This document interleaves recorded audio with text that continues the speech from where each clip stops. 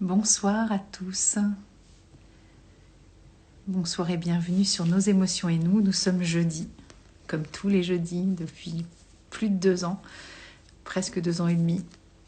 Je vous retrouve. Bonsoir Anne, c'est gentil de se connecter. Bonsoir Val. Alors ce soir c'est la thématique de parler vrai, donc voilà, j'avais envie de papoter avec vous. C'est le moment de me poser des questions si vous avez envie qu'on fasse même un entretien en direct, je suis disposée.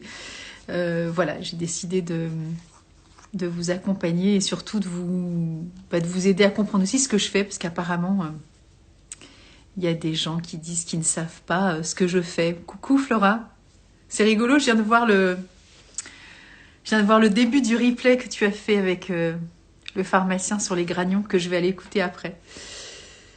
Donc voilà, bah écoutez, si vous avez des questions, coucou.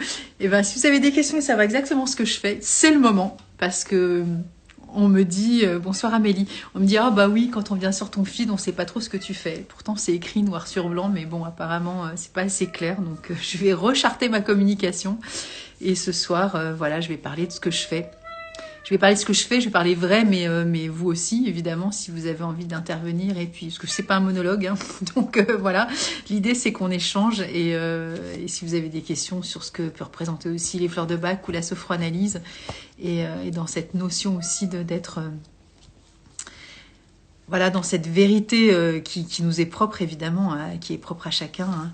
Bonsoir Valérie, oh, c'est chouette que tu sois là. Coucou. Je ne sais pas si tu es de passage, mais en tout cas, coucou, bonsoir Sophie.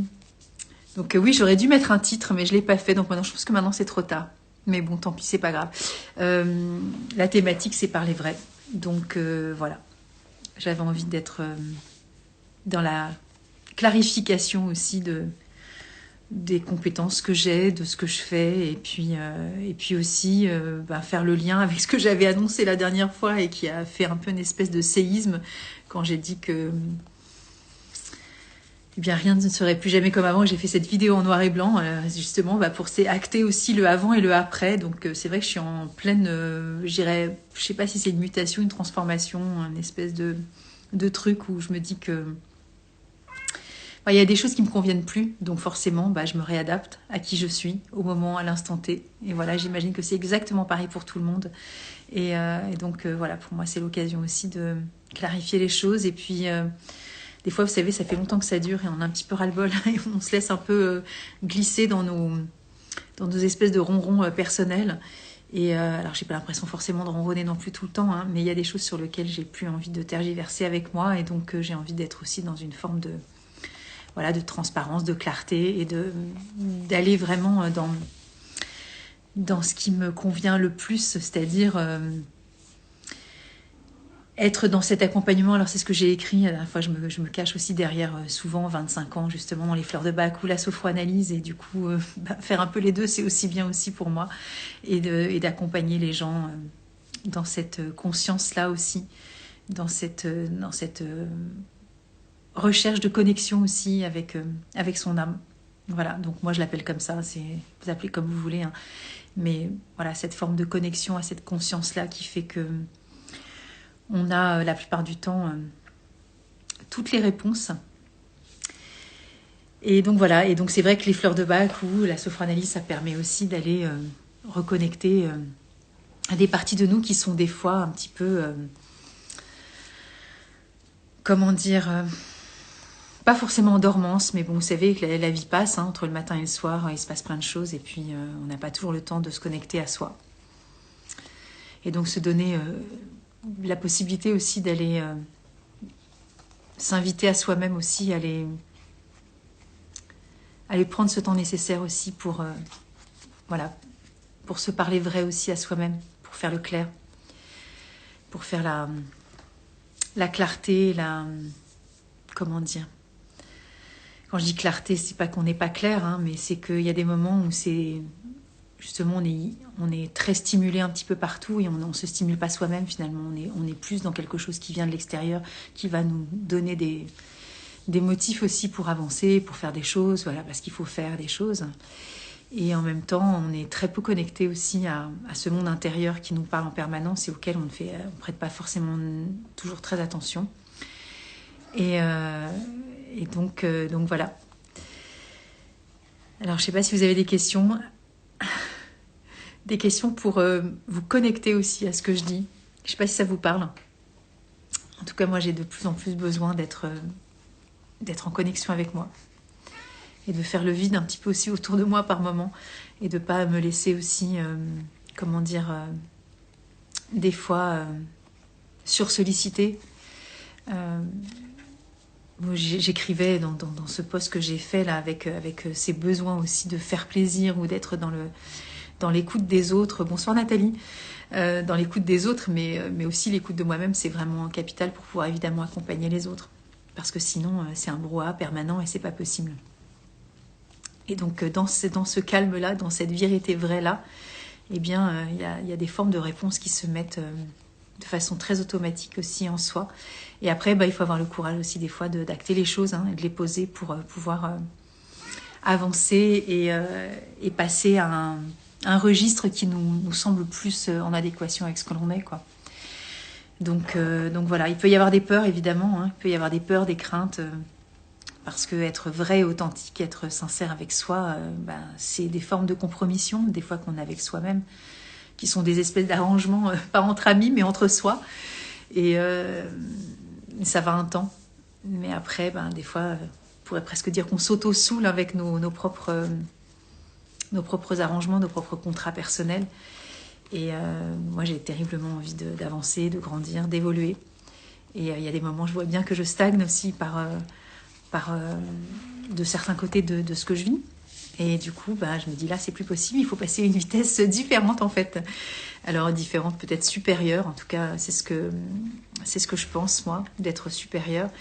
Alors c'est parce que je pense que moi, je suis supérieure, mais que la vitesse est supérieure à celle que j'empruntais avant.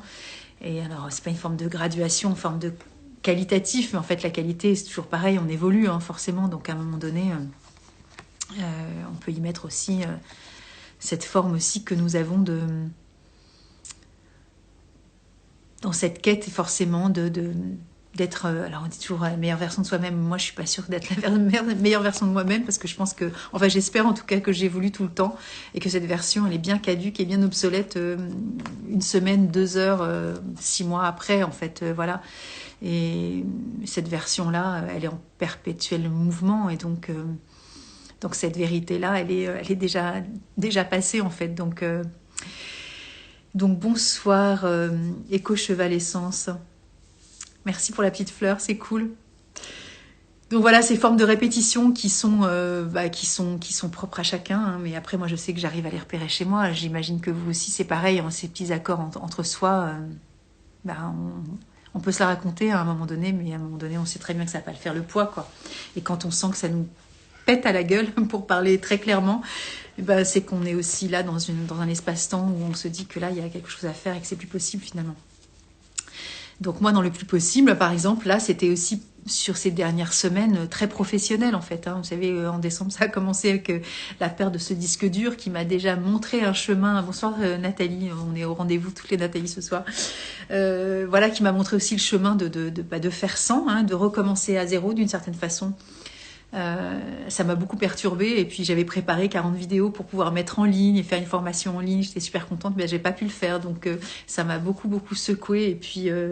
Et puis d'autres choses aussi qui viennent de mon entreprise et où je me dis voilà, il faut que j'agisse différemment parce que ça peut pas être pérenne de cette façon-là.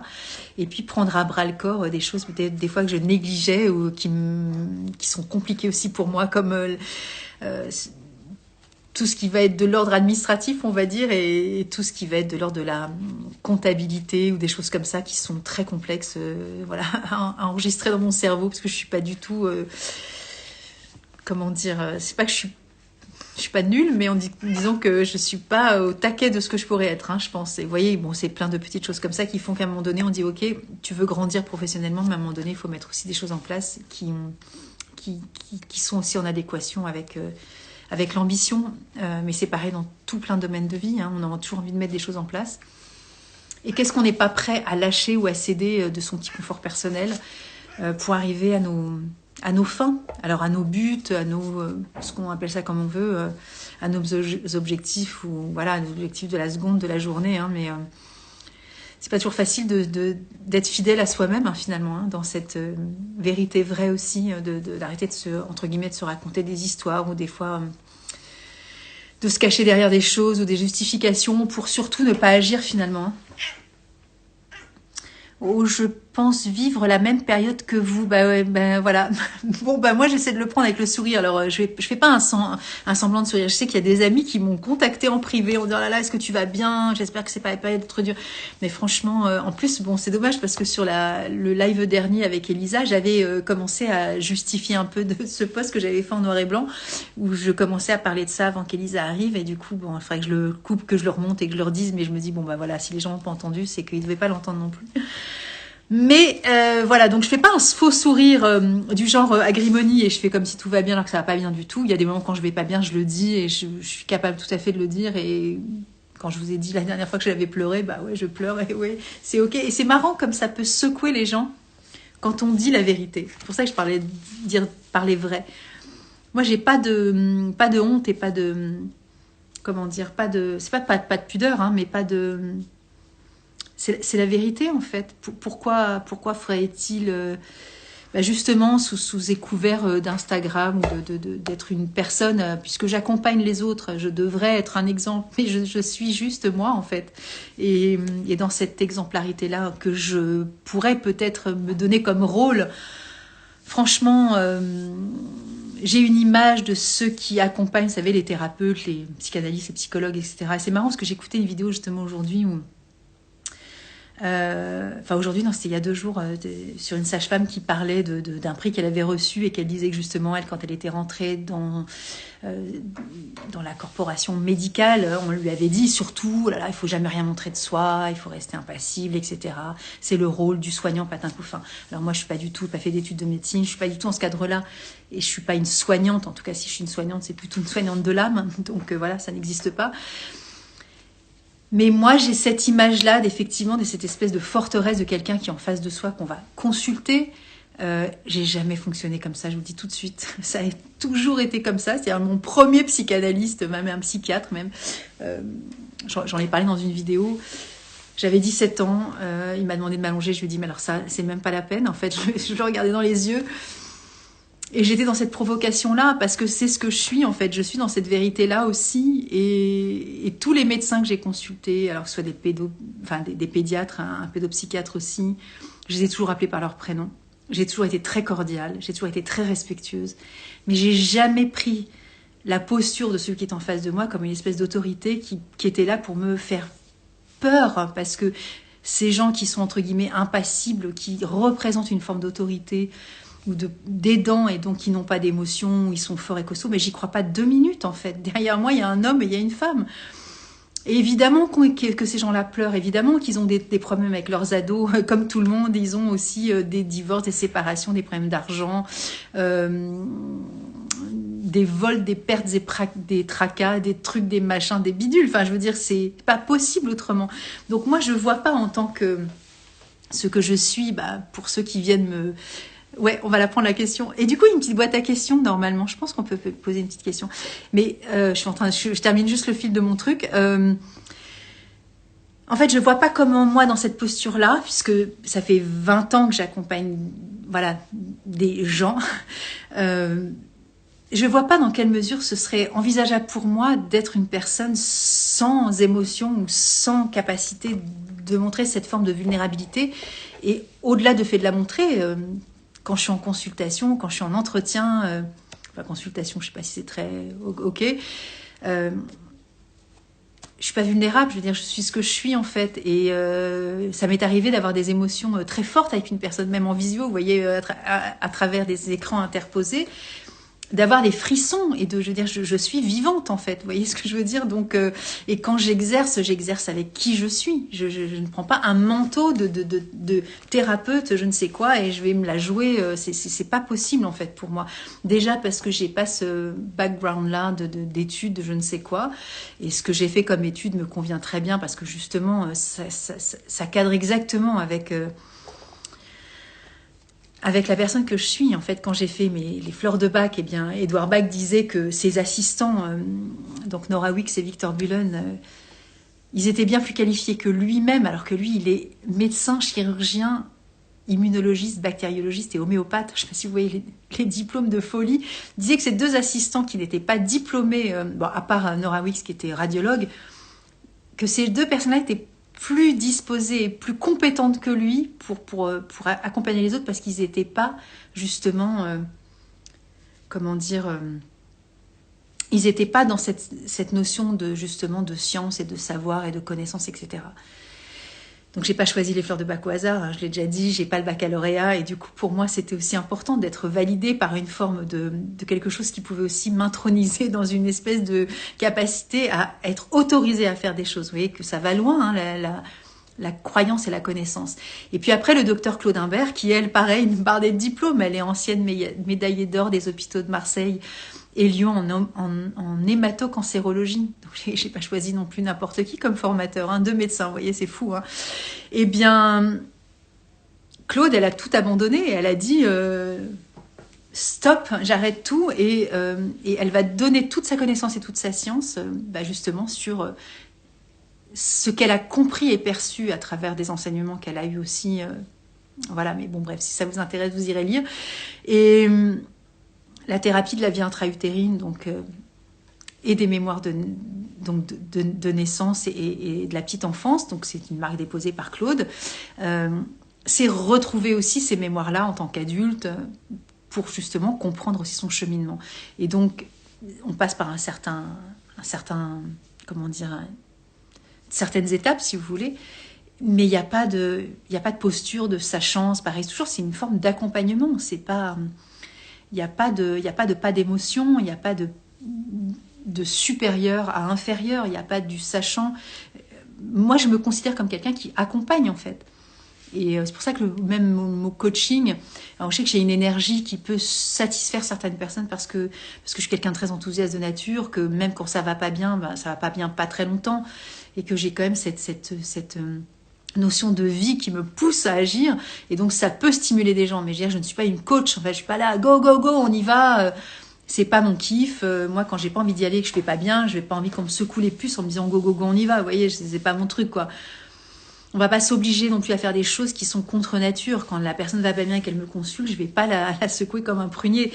Et en même temps, je vais pas non plus la caresser dans le sens du poil parce qu'on va pas y arriver non plus. Vous voyez, il y a une posture aussi d'adulte que j'ai qui fait que je suis là aussi pour accompagner, mais avec un certain cadre parce que sinon, c'est pas possible. Mais je veux dire, je reste humaine. C'est ça que je veux dire. Allez, go. La question, alors. Du coup, j'ai passé le truc. Alors, la question. J'attends la question. Empathie et bienveillance. Ouais, empathie et bienveillance, Sophie, exactement. Et puis humanité. Humanité, je veux dire, quand j'ai fait ce post en disant que je sais d'où je viens, je connais mes compétences et mes qualités, mais c'est parce que j'en ai tellement souffert dans la vie que je suis certainement la bonne personne parce que je sais aussi ce que je fais.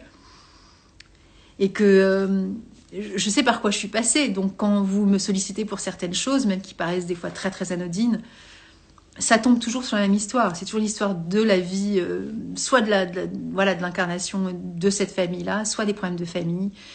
Encore cette semaine, j'ai eu des personnes qui avaient des liens, encore une fois, avec de la généalogie et de la maltraitance aussi. Voilà. Alors qu'au départ, on arrive en consultation pour des choses a priori très basiques et qui n'ont pas besoin, entre guillemets, d'aller fouiller. Mais on fouille pas, ça se fait tout seul, vous voyez, c'est... Donc voilà, de la bienveillance, de l'empathie, du réalisme aussi, et de la vérité vraie.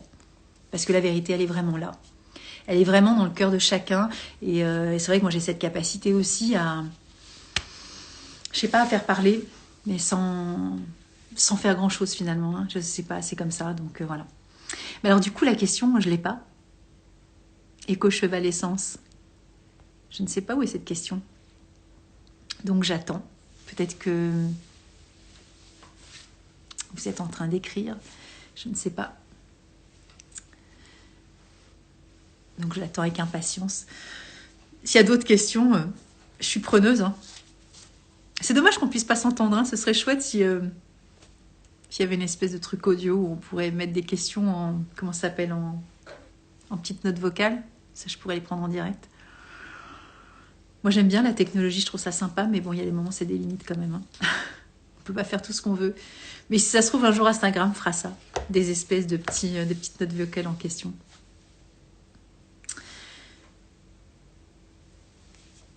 Bon, plus de questions alors. Bon, bah, tant pis, c'est pas grave. Peut-être qu'elle est partie. Peut-être que ça va arriver après. Peut-être qu'il faut que je sois patiente aussi. Donc voilà, oui, alors la posture de la vérité, quoi, en tout cas pour moi. Et puis sortir aussi de ses peurs, en fait. Hein. Sortir de ses peurs et puis assumer qui on est, tout simplement. Voilà. Donc bah voilà, je parle de Mimulus. Un Mimulus, c'est tout ce qui va aller avec les craintes, avec les inquiétudes, le fait de pas oser... Parce qu'il peut y avoir des conséquences. Bah ouais, mais les conséquences, des fois, il faut savoir les assumer aussi. C'est important. Et puis de prendre des risques aussi, ça fait du bien. Ça fait partie aussi de Mimulus. Hein. Voilà. Alors, je ne sais pas si vous connaissez les fleurs de bac, tous ceux qui êtes là. Je suis toujours surprise de savoir ce que vous venez chercher. Parce que marqué fleurs de bac, il y en a qui disent qu'ils ne savent pas ce que je fais. Alors du coup, comment vous venez chez moi et comment, en fait, j'ai chez moi. Oui, c'est mon compte, donc c'est chez moi. Est-ce que vous connaissez les fleurs? Est-ce que vous venez chercher que des infos sur les fleurs? Est-ce que vous venez par curiosité? Est-ce que vous dites, tiens, elle parle comme ça des fleurs, mais moi, j'en parle pas comme ça? Est-ce que... Je suis assez surprise à chaque fois de comment vous débarquez ici. Est-ce que vous y attendez aussi, en fait? Parce que je fais plusieurs choses. Hein. Et après, je m'intéresse terriblement à la périnatalité. Et pourquoi? Eh bien, parce que pour moi, tout vient de là, tout simplement. J'ai 14 ans. Et je me demande comment savoir quelle fleur de bac me conviendrait le mieux. Alors, si j'ai pas d'infos, je peux pas donner de fleur de bac. C'est ça le truc, en fait, Val. C'est que Val Clément ou Valhomme, ou je ne sais pas, j'arrive pas à lire. Alors, Nathalie, je connais un peu, bah oui, bon, on se connaît un petit peu aussi du coup. Et je viens pour toi, pour ta vision des choses. Ok, donc c'est pas pour les fleurs de bac, Nathalie Gay, et non pas Nathalie Barbato. Et du coup, Val, bah oui, la fleur de bac qui conviendrait le mieux, on peut pas décider, enfin je ne peux pas, parce que je peux pas parler, on m'énerve du reste en règle générale, je ne peux pas décider pour vous quelle est la fleur qui pourrait convenir. Parce que tant que j'ai pas d'informations sur le plan émotionnel, je peux pas conseiller de fleurs en fait. C'est pour ça qu'on fait ce qu'on appelle des entretiens de fleurs de bac, ça dure environ 1 heure. Et on échange ensemble sur les besoins du moment. En tout cas, ce que l'on croit, nous, être le besoin du moment. Parce que quand j'ai dit que la semaine dernière, j'ai eu des entretiens, et encore cette semaine-là, lundi soir, avec des gens qui arrivent avec des demandes, je vous dis, assez basiques, entre guillemets, et qui déboulent sur autre chose. Parce que souvent, c'est un effet de... Comment on pourrait dire C'est comme des poupées russes. Hein, on arrive pour quelque chose, on enlève la première couche et on dit, bah, je viens pour ça. Et on est content d'avoir déposé son paquet, entre guillemets, on discute tous les deux, voilà. Et puis après, bah, en fait, Valentin. Ok, Valentin. Alors, non, c'est pas des tests, en fait. Le truc, c'est vraiment discuter ensemble. Et quand je parle de cette poupée russe, c'est voilà, j'enlève, je viens pour ça. Par exemple, Valentin, ça pourrait être je suis timide, ou en tout cas j'ai l'impression d'être timide, voilà, ce que je me comporte comme ça avec mes potes, ou alors où je manque de confiance en moi, où j'arrête pas de me comparer à mes copains ou mes copines, où je me dévalorise parce que je trouve que les autres sont vachement plus ceci que ça, etc. Et donc, à force de parler, lorsque nous parlons, nous employons certains mots dans certains contextes. Et donc, moi, j'entends forcément des fleurs. Et donc, bah, je prends des notes et après, je reprends les mots et je dis, bon, bah voilà, quand vous dites ça, c'est ça. Quand vous dites ça, c'est ça. Est-ce que c'est ça? Et si c'est pas ça, on cherche ensemble. Parce que des fois, le ça, quand ça revient plusieurs fois dans la conversation, on se dit là, il y a une piste. Et en général, on vient encore une fois pour une dévalorisation, mais après, souvent, ça peut arriver de parler de sa relation avec ses parents ou avec son frère et sa sœur, etc. Et que les choses n'arrivent pas que parce que c'est un contexte, par exemple, du collège, du lycée, ou je ne sais quoi, ou des études. C'est parce que soit la mère ou le père a dévalorisé, ou que nous, on s'est même comparé, je ne sais pas, au cousin qui a réussi, etc. Enfin, voilà, quand on défait le fil, ça va beaucoup plus loin que ça, évidemment. Bon, j'espère que je suis claire, Valentin. Voilà, alors 14 ans ou pas 14 ans, de toute façon, les problèmes sont les mêmes, que ce soit les adultes ou les ados, ou les vieux, dont je fais partie. On a tous les mêmes problèmes émotionnels. Et c'est le contexte qui va changer, mais c'est pas le plus important. Ce qui est important, c'est ce qu'on ressent soi face à la situation. Et du tout, première rencontre avec votre live, les fleurs de bac pour les enfants. Ok, Sophie. Et il est super vieux ce live, parce que je l'ai fait il y a très longtemps, je crois. Voilà, mais je vais faire une petite formation que je vais mettre en ligne parce que j'ai fait un atelier il y a 10 jours et ça va me donner de la matière et j'avais déjà plein de choses parce que j'ai écrit un bouquin sur les enfants aussi, sur les fleurs de bac et je vais mettre cette petite formation en ligne payante et voilà avec des... Alors je vais pas refaire le bouquin que j'ai fait en vidéo à acheter parce que ça n'a aucun intérêt, mais je vais mettre d'autres choses parce que j'ai pris un axe de communication pour accompagner les enfants, c'est-à-dire jusqu'à 18 ans, de façon particulière.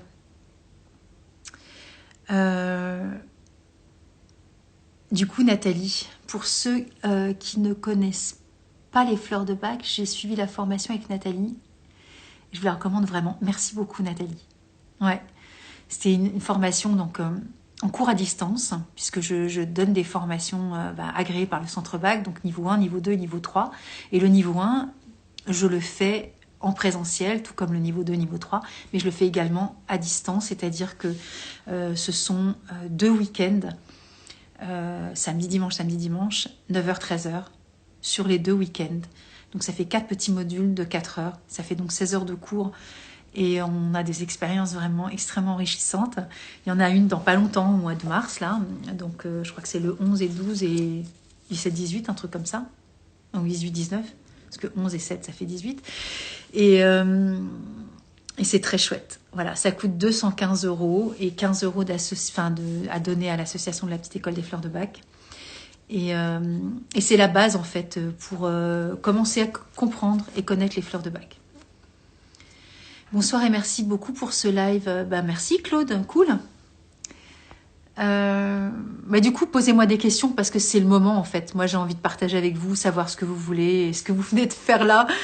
Moi, je suis super contente de vous accueillir et puis, évidemment, je vous cache pas que ça me fait de la visibilité et que y a des gens justement qui font des formations après. Même sur YouTube, j'ai eu un entretien de fleurs de bac d'une personne qui venait de l'étranger. J'ai fait une vidéo YouTube dimanche là-dessus. Et puis, il y a une étudiante aussi qui a fait son niveau 1 avec moi, juste en regardant une vidéo sur YouTube. Donc, c'est vraiment génial, quoi. Je suis trop, trop contente. Donc, Sophie, niveau 2 depuis peu. Vous m'avez également apporté beaucoup. Je suis vraiment heureuse. Alors, c'est vraiment cool.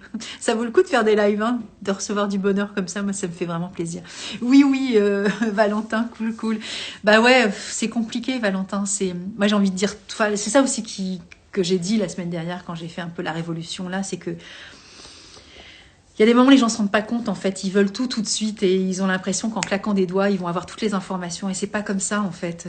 Moi, j'exerce de mieux en mieux, mais parce que je suis de plus en plus vieille aussi et que je chemine de plus en plus et que c'est ce que j'ai dit dans cette vidéo que j'ai fait la semaine dernière, je sais plus quand.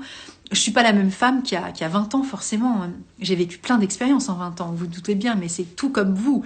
Que ça fasse 2 ans ou 20 ans, il se passe plein de choses dans nos vies. Moi, j'exerce pas de la même façon et j'ai acquis une forme de, je sais pas, de truc qui fait que c'est vraiment bien, quoi. Donc, je dis pas que c'était pas bien avant, et les gens qui m'ont rencontré il y a 20 ans vont se dire, là, c'est pourri. Mais si je devais les retrouver maintenant, franchement, ils diraient, waouh. Mais eux aussi auraient évolué, donc je pense qu'ils m'en voudraient pas, et moi non plus. Mais bon, après, je vais pas me rendre coupable, mais vous voyez, ce que je veux dire, c'est qu'au début, moi, j'étais vachement dans l'auto-regardement de moi, plus que dans l'autre. Et pourtant, je donnais du conseil en fleurs de bac, mais voyez, c'est des choses aussi que j'ai traversées aussi. La peur, le manque de confiance en moi. Bon, bah ça, j'en ai déjà suffisamment parlé. J'ai vraiment pas eu beaucoup confiance en moi dans ma vie.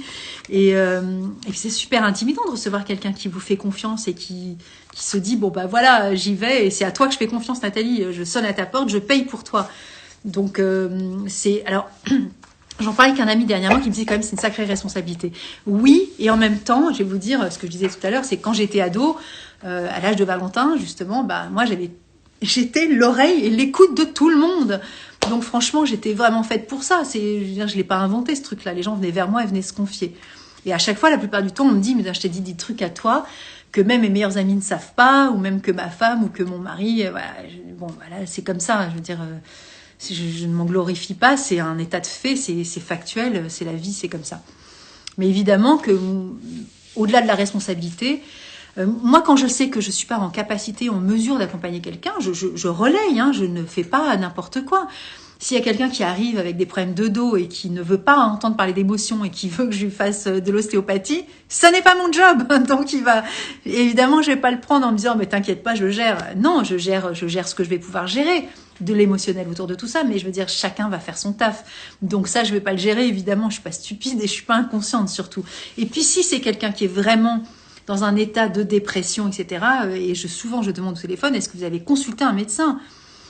Est-ce que vous êtes sous traitement, etc. Enfin, je veux dire, je ne fais pas n'importe quoi. C'est pas possible. Chacun son rôle et chacun son travail.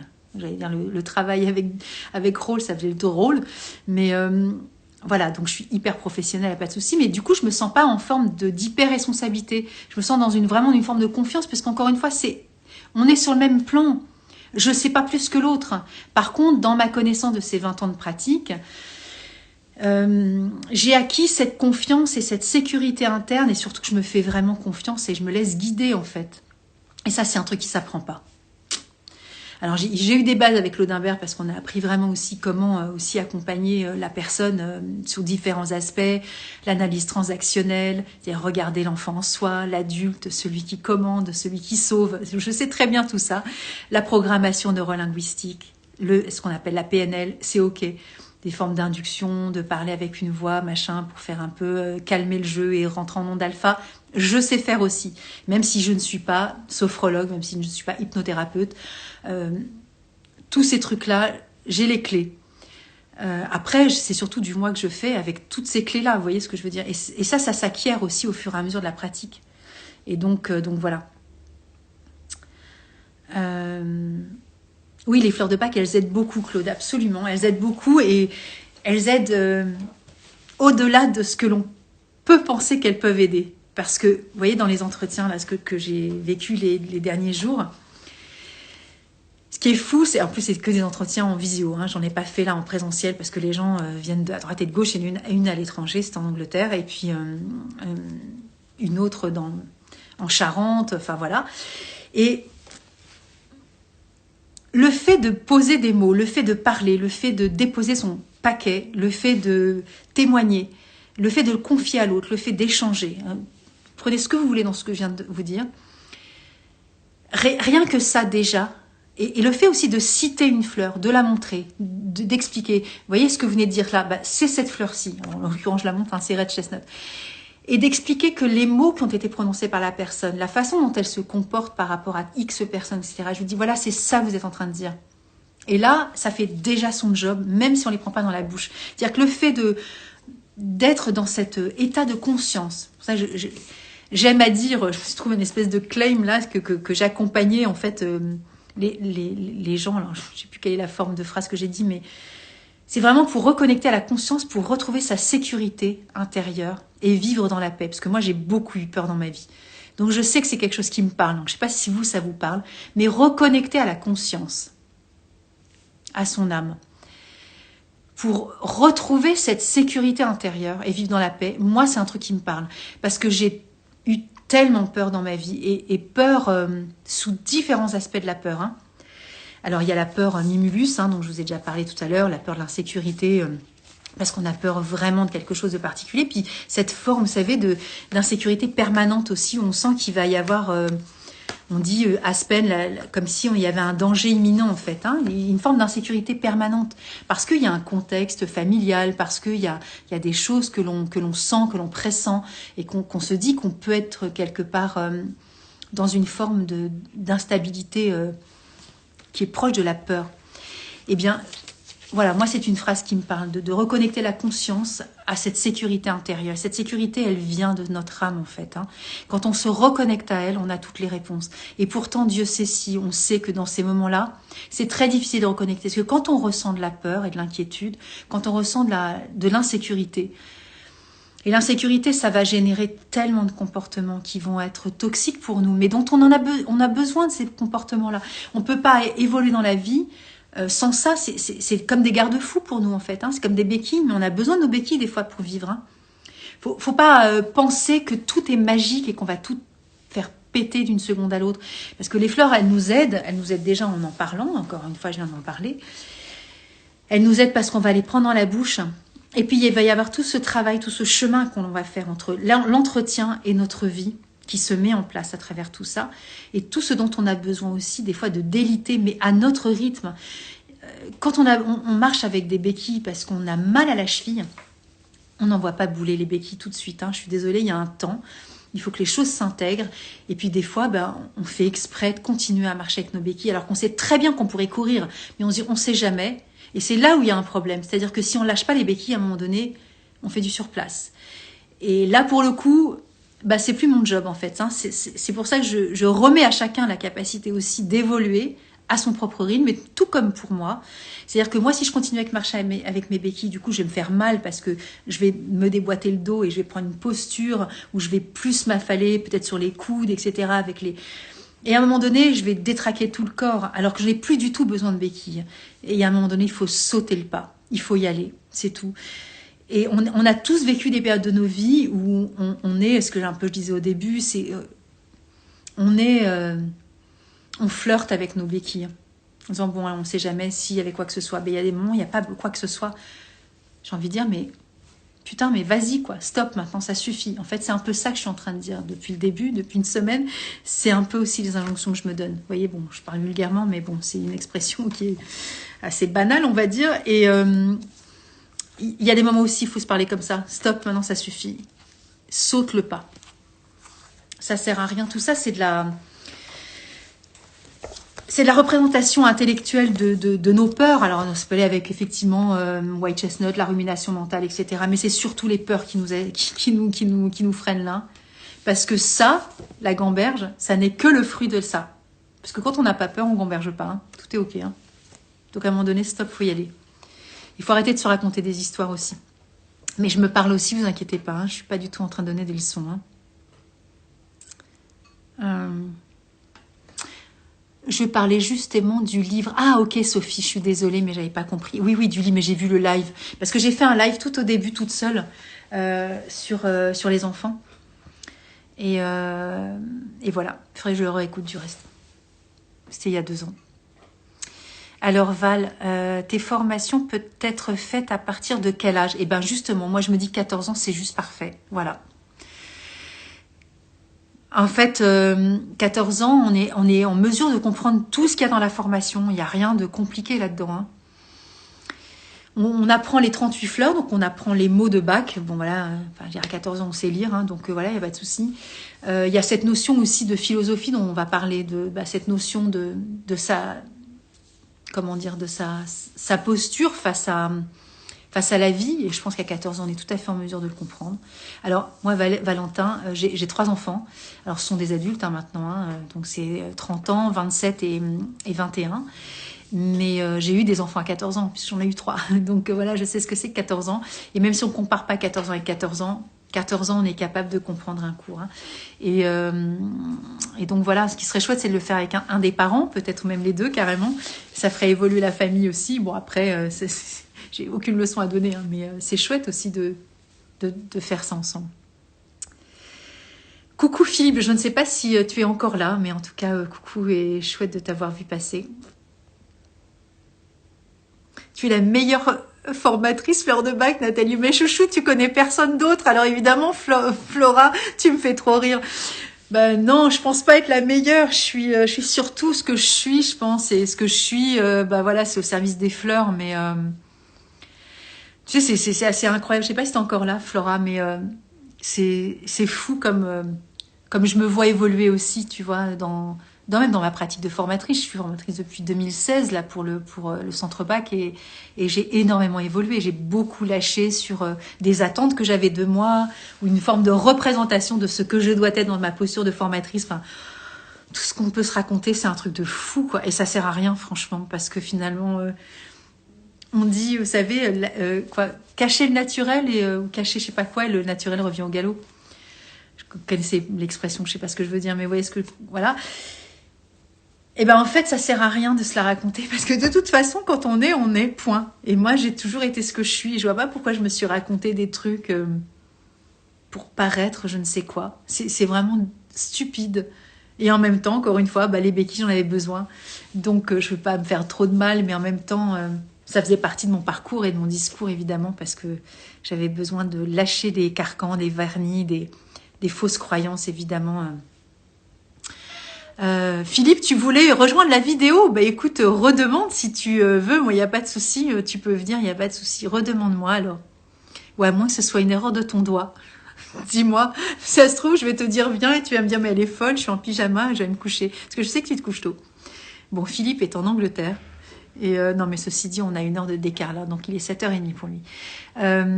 Claude, ça fait tellement de bien de déposer des mots sur nos émotions. Mais c'est un truc de fou. Et ce qui est fou, Claude, c'est que la plupart du temps, les gens viennent en disant bah voilà, je viens, mais ça va pas très bien en ce moment. Et ça s'arrête là, la phrase. Ouais, ok. Et le pas très bien, c'est comment, quoi? Parce que définir le je vais pas très bien, bah des fois ça prend des plombes parce que la personne ne comprend pas en fait. Elle se dit bah je viens de le dire en fait, c'est plutôt lourd en ce moment. Ouais, mais lourd c'est quoi en fait? Lourd c'est lourd comment? C'est quoi lourd? Par rapport à qui? Par rapport à quoi? Et ça c'est un travail qui est fabuleux parce que quand on arrive, on se dit bon ben l'autre elle va nous comprendre. Mais non en fait, moi je comprends que ce qu'on me donne en fait. Vous voyez, il n'y a pas d'interprétation. Parce que si moi en ce moment, par exemple, je vais pas bien, je vais dire ouais t'as raison, c'est lourd, c'est vachement dur. Mais je vais raconter mon histoire là, et mon histoire là, on s'en fout. Ce qui est important, c'est que l'autre vienne dire sa lourdeur à lui.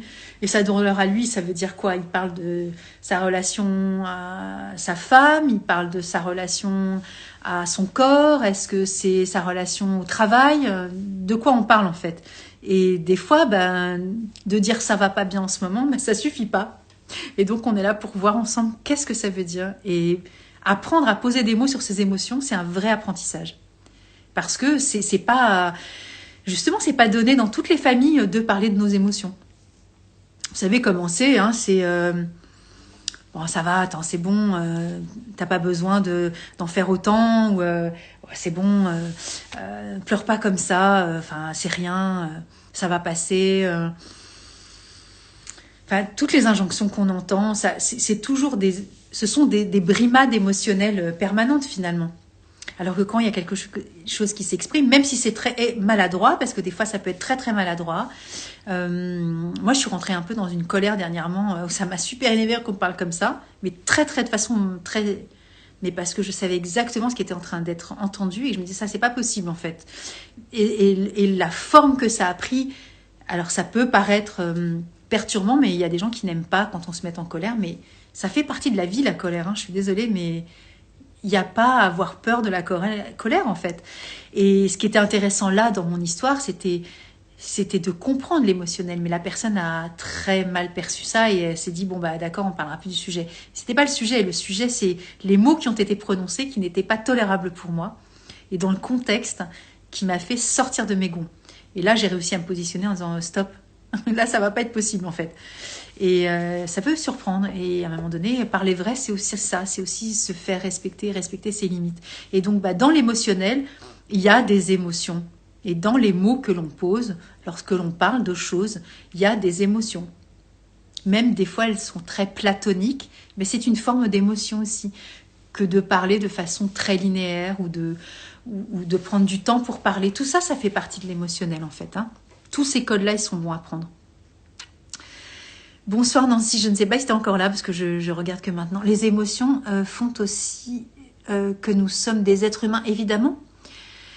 Et évidemment, mais même les chats, parce que ce ne sont pas des êtres humains, mais O'Malley vient de parler tout à l'heure quand je discutais, et il discute aussi à sa façon. Et bien sûr qu'on parle avec nos ressentis et complètement.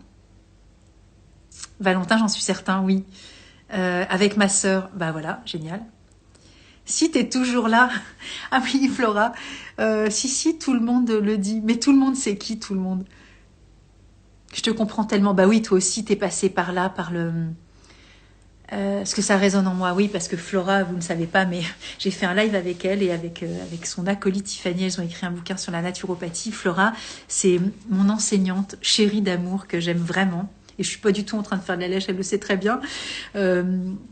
Flora est multidiplômée de la vie et de l'enseignement de plein de choses. C'était une pédagogue absolument exceptionnelle. J'ai fait 2 ans d'école de naturopathie pour apprendre la naturopathie. Je n'exerce pas en tant que naturopathe parce que ça ne m'intéresse pas. Je ne veux pas soigner des bobos du corps toute la journée, je veux soigner les bobos de l'âme. Donc, quand quelqu'un a le bobo au corps et qu'il vient me voir, je lui dis « Ok, mais comment va ton âme en fait ?» Et donc, on fait le chemin inverse. Donc voilà, c'est aussi ma philosophie de vie. C'est comme ça que je suis. C'est aussi très très en lien évidemment avec Edouard Bach, parce qu'avec Edouard Bach, on soigne l'âme beaucoup plus que le corps. Et pour lui, évidemment, quand on soigne l'âme, le corps se restructure aussi. Et il faut les deux, évidemment. Il faut soigner le corps aussi. Et c'est pour ça qu'il y a des gens dont c'est la compétence aussi de soigner le corps. Et ça n'est pas ma compétence. Et malgré le fait que j'ai fait 2 ans d'études, et ça a conforté dans plein de choses que j'avais déjà mis en place, et ça m'a aussi révolutionné sur plein d'autres trucs. Et c'est vraiment, j'invite tout le monde à faire de la naturopathie, pas forcément pour devenir naturopathe. Encore une fois, il y a des gens qui sont certainement beaucoup plus doués, et donc c'est véritablement la vocation, et c'est pas un métier en vogue pour moi, c'est un truc très sérieux. Et Flora, voilà, elle a fait de la micronutrition, elle a fait de l'homéopathie, elle a fait de la diététique, elle fait de la... Enfin, voilà, bref, vous irez lire son bouquin, vous regarderez les lives, parce que alors je sais que c'est un peu pénible à scroller sur un téléphone, mais allez sur ma chaîne YouTube, il y a des playlists, et il y a plein de trucs. Et tous les lives, ils sont dedans, donc c'est beaucoup plus facile à les retrouver. Et du coup, Flora, elle m'a enseigné la diététique, la nutrition, la micronutrition. Alors sur des modules très courts, évidemment, c'est pour ça que je vous dis, bon, il y a des gens qui sont quand même très très diplômés, et c'est son cas. Voilà, et elle a une pédagogie absolument exceptionnelle pour apprendre comment fonctionne le corps. Je trouve ça fabuleux, et donc enseigner, c'est un vrai talent. Et on n'est pas censé savoir finalement. Des fois, on est très fort sur un domaine, mais on n'est pas fort pour le partager, pour donner envie. Et c'est vrai que quand j'enseigne, je dis souvent, je reprends la phrase de Montaigne que j'aime beaucoup, mais que j'ai pris à ma sauce parce que la vraie phrase littéraire, j'en sais rien. Mais je crois qu'il disait qu'enseigner n'est pas emplir un vase, c'est allumer un feu. Et pour moi, c'est ça en fait que je fais. Parce qu'évidemment, emplir un vase, c'est très facile de faire du bourrage de crâne. Mais c'est pas le but en fait. Le but, c'est vraiment d'allumer ce feu et de donner envie. Et je sais que Flora m'a terriblement donné envie à comprendre le mécanisme, voilà, de la digestion, de comment ça se passe, un aliment qui est découpé, disséqué, avec tous ces petits enzymes. Bon, voilà, j'ai des souvenirs et j'ai des images exceptionnelles. Et voilà, c'est ce que je pense que qui résonne aussi en Flora, c'est que j'ai cette capacité effectivement d'allumer ce feu. Et pour moi, du coup, j'ai l'impression d'avoir fait mon job. Mais voilà. En tout cas, je prends beaucoup de plaisir, et encore une fois, je pense que Flora évidemment me rejoindra là-dessus, c'est que enseigner c'est ok, mais moi je ressens une telle gratitude de pouvoir le faire, d'être dans cette posture-là, et je reçois tellement en retour. C'est un truc de fou, quoi. Et c'est fou parce qu'on peut toujours enseigner la même chose, mais c'est jamais pareil. Pourtant, je pourrais me lasser parce que je me dis, le nombre de fois j'ai répété le même truc, c'est un truc de dingue, quoi. C'est jamais pareil, en fait. C'est génial. Et c'est vraiment chouette. C'est vraiment chouette. Donc voilà, moi j'aime ça. Alors, bonsoir Nathalie. Peut-on prendre le même mélange de fleurs plus de 3 semaines? Alors, C'est possible, ça dépend ce qu'il y a dedans, Nadia, et ça dépend surtout de si la Nadia d'il y a 3 semaines a besoin des mêmes choses que la Nadia de maintenant. Alors sur le flacon, admettons qu'il y ait 3-4 fleurs, et que sur ces 3-4 fleurs-là, Nadia, ça a été OK pendant 3 semaines, et que vous dites, de toute façon, normalement, il n'y a plus rien à l'issue des 3 semaines. Le flacon, il est vide, hein, donc voilà, il faut le reconduire. Et du coup, l'idée, c'est plutôt de stériliser le flacon et de remettre les fleurs qui correspondent. Alors, si ce sont les mêmes, c'est pas la peine de le stériliser. On remet de l'eau et on remet 2 gouttes des 4 fleurs. Et alors, ce qui est intéressant, et du coup, j'ai créé un outil que je suis en train de faire tester avec 2 personnes qui sont venues en consultation en visio, et je leur ai confié ce fameux bébé à tester. J'ai eu des super entretiens avec elles et je leur ai demandé si elles acceptaient. Elles m'ont dit OK, donc je compte vraiment sur elles. 80 pages pour pouvoir justement être cheminées sur ces fameuses 3 semaines. Et du coup, quand elles m'auront refait le retour, je le mettrai en ligne pour le vendre. Et c'est quelque chose aussi qui pourra peut-être vous aider aussi pour être un support pour comprendre vos mécanismes émotionnels. Alors, j'ai écrit mon carnet des 38 fleurs, mais il y a quelques petites lignes pour apprendre et puis écrire sur chacune des fleurs. Mais là, c'est sur votre flacon personnel. Hein. Et du coup, là, ce qui est intéressant, Nadia, c'est de se dire, OK, refaire rewind, hein, regarder il y a 3 semaines, et qu'est-ce qui s'est passé? Est-ce que je suis la même? Est-ce que j'ai vraiment besoin de la même chose? Je reconduis si c'est OK les 4 fleurs. Et s'il y en a une qui émerge en plus, c'est là où on peut poser la question de savoir qu'est-ce que je mets. Et s'il y en a sur les 3, il y en a peut-être 1 ou 2 qui n'est plus nécessaire, ça ne sert à rien de les reprendre. Ça n'a aucun intérêt. Voilà, et ça fait de la place dans le flacon pour les autres, puisqu'on ne va pas au-delà de 7. Voilà, donc là je pense que j'ai répondu à la question Nadia. Donc Claude, oui. Et être en confiance aussi avec la personne qui nous accompagne. Ah oui, ça c'est clair Claude. C'est toujours pareil, si on n'est pas en confiance, il ne faut pas téléphoner aux gens. Il ne faut pas aller se mettre dans la gueule du loup, ça ne sert à rien. Oui. On a envie de se faire du bien, on ne va pas se faire du mal. Ou alors on va rejoindre un truc avec papa-maman. Et on se dit, ah tiens, ça c'est marrant. Je me fais gronder comme quand j'étais môme et que c'était papa qui m'engueulait. Mais bon, moi j'ai pas cette posture-là, vous voyez. Et il y a des fois, je peux aussi peut-être avoir des postures pour certaines personnes et qui se disent, oh là là, c'est le même rapport qu'avec ma sœur. Vous voyez, on va jamais voir les gens au hasard. Voilà, dites-vous qu'il est toujours en écho à quelque chose. C'est la loi de la vie, en fait. Je sais pas la loi de la jungle, mais c'est la loi de la vie. C'est comme ça. C'est la réalité. On a toujours en face de nous quelqu'un qui va nous faire rejouer quelque chose. Alors, soit pour nous faire valider que franchement, ça c'est non, une fille comme ça, une fille comme Nathalie, je ne peux pas lui faire confiance. Plus jamais une consultation avec elle. C'est OK. Soit c'est... Et voilà, j'ai compris que ça, c'était vraiment pour moi, etc. Ou alors, si moi, par exemple, je pouvais vous déstabiliser par rapport à quelque chose que j'aurais pu vous dire, vous, de votre posture, vous pouvez aussi tester où vous en mettre. Est-ce qu'à l'époque, il y a 3 ans, vous auriez réagi de la même façon? Et là, vous dites, tiens, c'est génial, elle m'a dit ça m'a pas dérangé, où j'ai pu me positionner, etc., etc. Et ça, c'est des jeux qui se font... c'est des jeux stratégiques inconscients, mais c'est la réalité de la vie, en fait. Vous voyez, on est tout le temps en interaction les uns avec les autres. Donc évidemment, quand on va choisir un thérapeute, un coach, un accompagnant, un psychothérapeute, un médecin de famille, n'importe quoi, il y a toujours quelque chose qui se joue. C'est comme ça. Donc soit c'est OK, c'est fluide et c'est bon. Si ça fait mal, ça vient nous parler de quelque chose qui est une forme de vulnérabilité chez nous. Du coup, on peut peut-être en parler en disant, écoutez, voilà, quand vous me parlez comme ça, moi ça me déstabilise, etc. Du coup, on peut bosser dessus aussi. Après, on n'est pas obligé non plus d'aller forcément se faire du mal, mais c'est vachement intéressant d'avoir cet état de conscience aussi, de se dire, tiens, à quoi ça fait appel à moi? Et ça renseigne, voilà, ça renseigne toujours sur qui l'on est. Et c'est à nous de nous...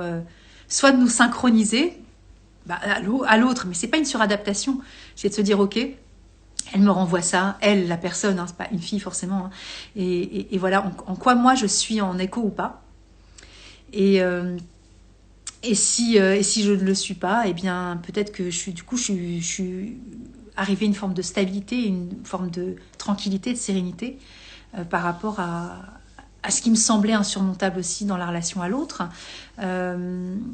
Voilà, c'est quelque chose qui nous permet des fois de nous évaluer et de savoir aussi où on en est. Mais la confiance, c'est évident que si on n'est pas confiance, il ne faut pas téléphoner aux gens. Hein. Même au niveau de la voix, vous voyez, c'est pour ça que moi aussi sur mon site, c'est pas du tout chose conventionnelle marketing, mais j'ai mis des vidéos sur chaque page. Bah, je me dis au moins, voilà, les gens ils vont me voir. Si ça passe pas, et c'est ok. Et moi, c'est vrai que quand je vais sur des sites internet où je vois pas, par exemple, parce que je fonctionne comme ça, hein, je suis très animale par rapport à ça. Si je ne vois pas le visage de la personne, je peux pas téléphoner à cette personne pour aller prendre une consultation. C'est impossible pour moi, en fait. Vous allez me dire, ouais, bah ok, mais quand tu vas voir un pédiatre pour tes enfants ou un ostéo, il n'y a pas toujours la tronche. Ouais, peut-être, mais des fois, moi, je vais fouiller quand même parce que j'ai besoin, en fait. Il y a quelque chose aussi de très primitif chez moi qui me donne ces signaux de confiance ou pas. Et pourtant, ça pourrait paraître très subjectif, hein, en disant, tu la connais pas, c'est peut-être qu'elle a été sous un mauvais jour, j'en sais rien. Peut-être, mais ça donne des infos. Et ces infos-là, j'y prête beaucoup, beaucoup, beaucoup d'attention. Parce que souvent, ça se révèle quelque chose qui me parle aussi, quelque chose qui peut aussi, des fois, me challenger. J'ai pas envie forcément de me challenger sur ces personnes-là, avec ces moments-là. Donc, j'ai pas envie, c'est non. Et je sais où j'en suis, je suis OK avec moi. Voilà, chacun fonctionne comme il veut, hein. Mais il n'y a pas si je vous parlais comme ça pendant toute la soirée, vous dites mais elle est insupportable, c'est quoi cette voix? Je vais pas consulter pendant une heure avec une nana qui a une voix au perché. Je plaisante, hein. Mais vous voyez ce que je veux dire, c'est qu'on est des animaux, on le sait. On sait avec qui ça passe pas. C'est pas la peine d'aller se frotter à des gens qui nous font du mal. Enfin, ça n'a aucun intérêt, quoi. Ce sont les bobos de l'âme qui font au corps d'ailleurs, donc tu fais le plus important. À mon sens, c'est le plus important. Et l'un ne va pas sans l'autre, bien sûr, Flora. Parce qu'une fois que tu as touché l'âme, il faut aider le corps après à se restructurer avec tout un ensemble de choses. Avec l'alimentation, le sommeil, l'eau, voilà, les oligo-éléments, patin coup fin, évidemment. Mais je veux dire, si tu fais que le corps, il y a des moments... ça va pas tenir longtemps parce qu'on le sait bien, vous voyez, on a mal là, on va voir le chiropracteur, l'ostéo, l'éthiopathe, le truc, le kiné, le machin, le massage, le poupougne. Ok, ça va, et d'un seul coup, ça repète ailleurs. Donc c'est qu'il y a un truc qui va pas. On le sait bien. C'est notre corps, il nous dit tout le temps des trucs. Ce sont des émotions, le corps. Donc il nous dit, ok, t'as réparé là, mais regarde, t'as un torticolis. Ah, mais je sais pas ce que j'ai mal dormi. Ouais, c'est ça, t'as mal dormi, bien sûr, bien sûr. Hein, et la marmotte, elle met le chocolat dans le papier d'aluminium. Ben continue alors, vas-y, continue à te faire soigner. Va te faire un massage, ça ira mieux après. Ouais, ok. Mais il n'y a pas que ça à aller voir, c'est ça que je suis en train de dire en fait. Vous voyez ce que je veux dire, c'est que après on fait pas toujours la symbolique du torticolis qui veut dire ta relation à la mère ou que l'asiatique, relation au père, etc., absent, patin coup fin. Il y a des gens dont c'est le métier et ils font très bien leur job. Moi, c'est pas mon truc. Mon truc, c'est de se dire, ok, toi, tu as mal là. Qu'est-ce que tu ressens ça, toi, par rapport à ce que tu ressens, toi? Là, la personne va faire le lien du torticolis avec la mère et de l'asiatique avec le père absent, si elle a envie. Et si c'est une autre symbolique en médecine chinoise, c'est ok. Je m'en fous, en fait. Chacun fait son kiff. Mais moi, ce que je fais, c'est que je replace la personne au centre. C'est de toi. Parce que vous savez, on dit toujours, ouais, la colère, c'est le foie. Ouais, médecine chinoise, c'est 3h du matin. Ouais, ok. Mais si la personne a envie de dire, moi, par exemple, le foie ou ma colère, c'est ma peur de manquer d'argent. On dit, ah ben non, mais la peur, c'est les reins. Ouais, peut-être. Mais elle, si elle dit que c'est la peur de manquer d'argent, c'est la peur de manquer d'argent. Point barre, vous voyez. Je pense que chacun voit midi à sa porte, en fait. Chacun est libre de penser ce qu'il veut. Mais moi, j'aime bien que ce soit la personne elle-même qui se réapproprie. Parce que vous savez, on arrive tous avec des précroyances de tout plein de trucs, hein. On m'a dit que 3h du matin, le foie, donc il faut que je nettoie patin coup fin. Ok. Ou on m'a dit que le rein, c'était la peur, etc. Ok. La tristesse, c'est les poumons. Ok. D'accord. Ok. Mais toi, qu'est-ce que t'en penses, toi? Et si la personne dit autre chose, on dit, ah ben non, c'est pas possible, ça va pas dans mes cases. Ça va pas dans mon schéma, là, en fait. Tu vois, moi, j'ai appris ça. Donc, toi, ce que tu vis, ça peut pas être ça peut être que ça. Là, je suis désolée, mais là, pour le coup, moi, ça correspond pas à ce que je suis. Parce que c'est pas rendre autonome et libre la personne. Elle a le droit de penser que les poumons, c'est la colère, et que le foie, c'est la peur, et que les reins, c'est la colère. Vous voyez? Voilà. Après, je ne remets pas du tout en cause la médecine chinoise. C'est pas du tout ce que je suis en train de dire, parce qu'en Ayurveda, ce sera autre chose. Avec la chiropraxie, ce sera autre chose. Avec vous voyez, donc chacun aura son décodage, en fait. Et puis en décodage biologique, ce sera autre chose avec l'autre sabbat, donc ou n'importe qui d'autre, Christian Flech ou qui vous voulez. C'est ok. Moi, ce que je dis simplement, c'est que ce qui est important, c'est que ça vous parle à vous. Et moi, quand ça me parle à moi, je me dis, tiens, ça, c'est incroyable, le torticolis, j'ai pensé à ça. Bim, je me suis retournée. Ok, j'ai peut-être mal dormi, mais là, ça me parle vraiment de mon incapacité à ceci, etc. Blabla. Et après, si je vais envie de voir quelqu'un qui me donne d'autres codes, si ça me parle, c'est ok. Si ça me parle pas, j'ai le droit aussi de dire, bah, ça résonne pas chez moi. Et ça veut pas dire qu'il a tort. Ça veut dire qu'à cet instant-là, j'ai peut-être aussi pas forcément l'état de conscience. Mais par contre, si quelqu'un me sort le bouquin en disant c'est là, c'est la ligne 4, la linéa B, et c'est écrit en gras, ça peut pas être ça ton truc, là pour le coup, ça collera pas avec ce que je suis en fait. Et j'ai envie d'être en phase avec mon état interne par rapport à ça. Je sais pas si ça vous parle, hein, ce que je vous dis, mais moi c'est vraiment quelque chose qui est très important pour moi. Vous dites oui, c'est vrai, mais je ne sais pas à quoi du coup maintenant. Merci. C'est ce que je fais, donc c'est bon. Bon, bah du coup, Nadia, c'est ok. Parfait, on a bien répondu. Tout. Ah, j'ai bien répondu, c'est ok. Bon, du coup, je sais pas, dites-moi si ce que je vous dis, parce que je sais que vous avez chacun vos méthodes, vos trucs, vos machins, et qui sont tout à fait justes. Hein. Je suis pas du tout en train de vous juger, ni de vous mettre en question. Parce que moi aussi, j'ai eu ces codes-là, mais en même temps, je les ai sans les avoir, parce que j'ai pas étudié la médecine chinoise. J'ai pas étudié l'Ayurveda, et même sur le décodage biologique, j'ai plein de bouquins. J'ai une amie qui est excellente, avec qui j'ai fait un live, qui... voilà, elle décode le truc, mais dans la seconde, et c'est génial. Mais il faut que ça parle à la personne à l'instant T, c'est ça que je veux dire. Et donc après, on a chacun nos steps d'avancement, en fait, sur nos états de... Bah, Claude, je suis trop contente, parce que... C'est pas un coming out, mais il y a des moments où je me dis, merde, je suis pas en phase avec ce truc, pourquoi je serais ok? Je suis pas ok, là, en fait. Si moi, je le ressens pas, j'ai le droit de pas le ressentir, finalement. Et souvent, je me suis réveillée des fois à des heures du matin en disant, bah alors j'ai mon cadran, ok, donc c'est entre 3, 4... Ouais, mais attends, il y a le décalage horaire, on est en plein été, donc ça peut pas correspondre. Déjà, ça me prend la tête, ça. Et je me dis, bah ouais, il y a un truc qui va pas, en fait. Et moi, qu'est-ce que je ressens à cet instant-là? C'est surtout ça qui est important. En tout cas, à mon sens, c'est ce qui est le plus important. Maintenant, je comprends que le sens que vous puissiez donner à vos histoires personnelles par rapport à vos codes référentiels personnels et vos études, c'est complètement ok.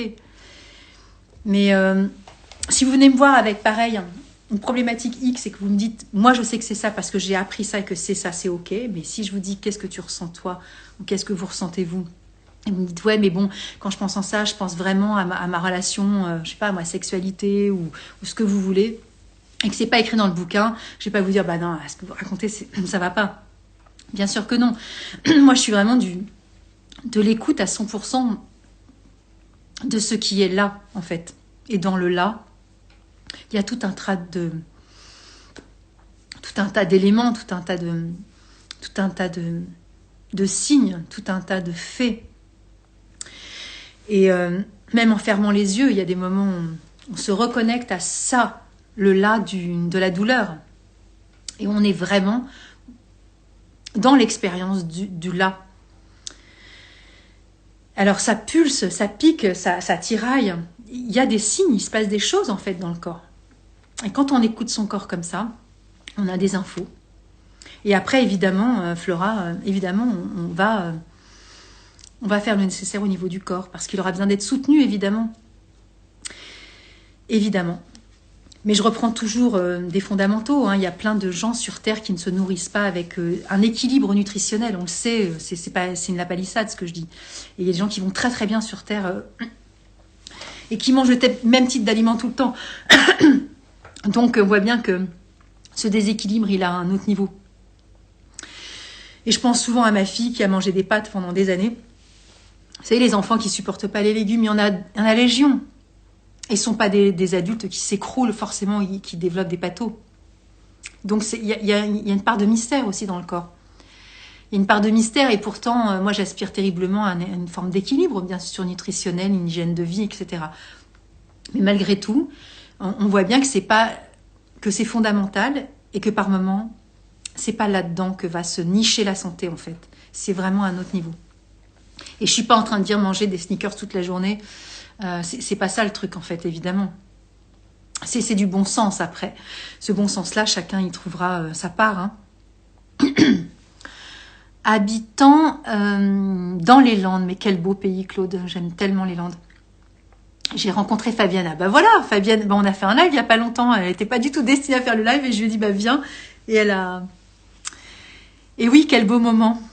Bah c'est une fille formidable, Fabienne. C'est une consoeur, c'est une amie, c'est une âme merveilleuse, une vraie poétesse sur pattes et une artiste. Et c'est quelqu'un de très chouette que j'aime particulièrement. Et quand j'étais dans le sud-ouest l'année dernière, j'étais voir ma fille qui est à Biarritz et ouais, c'était chouette, hein. Et du coup, on s'est retrouvés à Hossegor toutes les deux avec Fabienne et c'était très chouette. Du reste, j'avais fait Biarritz-Hossegor en vélo, complètement cinglée. Et elle m'a ramenée à Biarritz en voiture avec mon vélo dedans. J'étais complètement folle. J'avais loué un vélo et je me suis pas du tout rendu compte. J'ai fait 2h30 de vélo, complètement cinglée. Une belle personne, ouais. Comme moi, ouais, c'est gentil, merci. Bah ouais, on s'aime beaucoup toutes les deux et c'est très chouette. Merci beaucoup.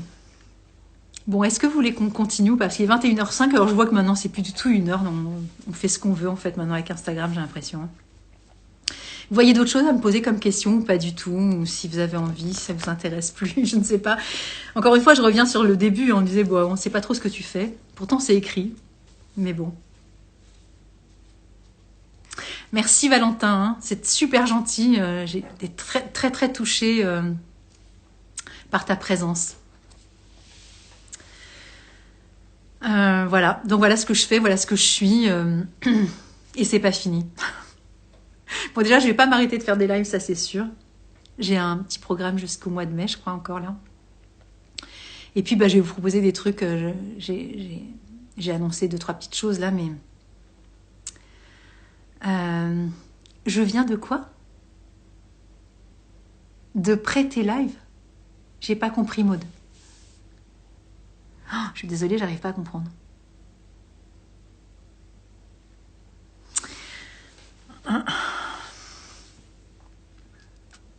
Bonsoir Pascal. Ouais, donc le thème c'était parler vrai. Donc vous voyez, j'arrête pas de parler vrai. Hein. Bon, comme je disais, hein, de toute façon je parle pas faux non plus. Hein, mais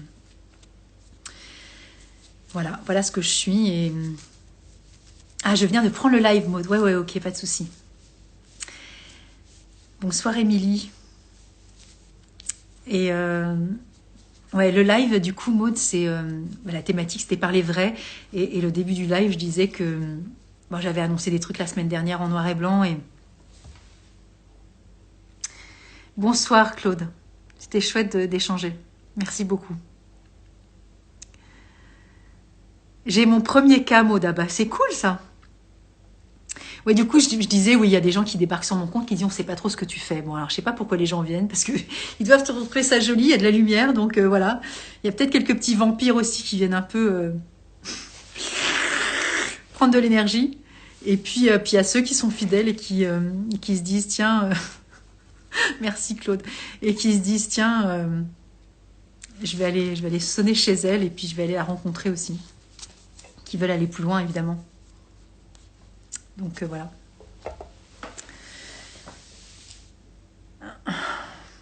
Bon, alors c'est le 126e live, je crois, ce soir. C'est un truc de fou. Quand je me suis lancée dans l'aventure, je pensais vraiment pas en arriver là, mais bon. Après, je m'étais engagée à le faire et je prends beaucoup de plaisir. Franchement, c'est chouette. Même quand je suis seule, c'est pas évident, mais c'est plus sympa qu'avant parce qu'il y a plus de monde maintenant. Donc du coup, je me sens moins seule. Premier mélange de fleurs de Bach en accompagnement. Très chouette. Et alors, l'expérience, elle est comment? Maud. Merci Nadia, c'est super gentil. Merci à tous d'avoir été là parce que c'est vraiment cool. C'est chouette de pouvoir partager. C'est vraiment chouette. Alors Maud est peut-être en train d'écrire. Maud qui a fait une formation fleur de Bach.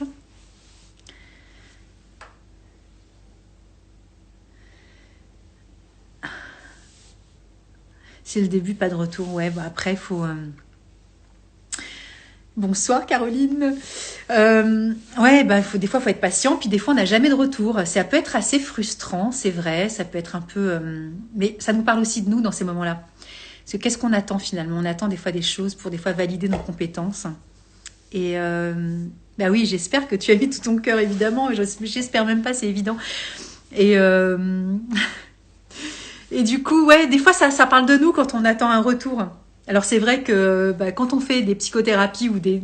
Bon, par exemple, quand je parle de sophroanalyse et qu'on fait des... Normalement, c'est une thérapie brève et on fait plusieurs rendez-vous, donc c'est assez valorisant et validant parce que pour le coup, il y a un début, il y a un pendant, il y a un après et on a l'impression de suivre vraiment les gens et c'est vraiment cool. C'est vrai que des fois, avec les fleurs de bac, les gens font aussi des espèces de petits sauts de puce. Puis des fois, quand ça va tellement mieux, ils nous oublient et c'est normal. Et tant mieux parce que le but, c'est pas de thésauriser nos clients, hein, parce que là, du coup, il faut travailler sur nous aussi et lâcher là-dessus parce que c'est pas personne ne nous appartient. Et quand on a des peurs aussi, par exemple de ne pas avoir assez d'argent et qu'on dit ah là, mon cabinet est vide, etc., bah, ça se passe à un autre niveau. C'est toujours pareil, c'est à travailler aussi sur nous par rapport à nos attentes, à nos quêtes, etc. Et puis il y a des choses qui se font aussi des fois à notre insu. Et il y a des choses des fois qui se débloquent parce qu'on débloque aussi des choses dans notre cerveau. Et il y a des rendez-vous qui se prennent aussi. Donc voilà. Et puis des fois les cabinets vides, moi je me rappelle quand j'avais demandé le divorce, ben... J'avais du monde dans mon cabinet, puis à un moment donné, bah, il fallait que je m'occupe de mes mômes et de ma vie, et que bah, je ne pouvais pas certainement être au four et au moulin, comme on dit. Et du coup, bah, j'avais moins de monde dans mon cabinet. Et des fois, les choses s'expliquent aussi comme ça, parce qu'il y a un temps pour tout et que c'est comme ça. Mais quand on a des attentes, ben, des fois, il faut vraiment... Enfin, je dis des fois, il faut vraiment lâcher là-dessus, hein, parce qu'on fait fausse route. Alors Nadia... je croyais que vous étiez parti, mais pas du tout. Pour moi, il n'y a pas de retour. Il y a un ressenti. Ouais. Alors, ça dépend dans quelle posture on est. Là, je parle de la posture de la personne qui est celui qui accompagne, en fait. Qui, des fois, a besoin... des fois, quand on s'installe aussi, on a besoin... des fois... on a certainement besoin d'exercer son métier tout simplement, ou sa passion, ou son envie, ou son désir, etc. Et puis des fois les choses se... comme en chaque fin de live, il y a toujours O'Malley qui vient raconter sa vie. Et donc voilà, des fois c'est comme ça. On n'a pas toujours le monde qu'on aimerait, on n'a pas toujours les retours. Et c'est bien, encore une fois, lâcher sur ses attentes et laisser les choses se faire. Et ça se fait comme ça. Voilà, voilà. Bon, plus de questions, tout va bien. Bon, gros kiff. Bon, vous ne l'entendez pas, mais il ronronne très fort. Bon, bah écoutez, si on n'a plus rien à se dire, on va se quitter alors. Hein, je vais vous laisser passer une bonne soirée. La semaine prochaine, je serai accompagnée. Tout ce mois-ci, je serai accompagnée. À moins qu'il y ait des désistements, mais normalement, j'aurai du monde tout le temps. Et donc pas forcément de retour, juste du bien-être. Oui, complètement.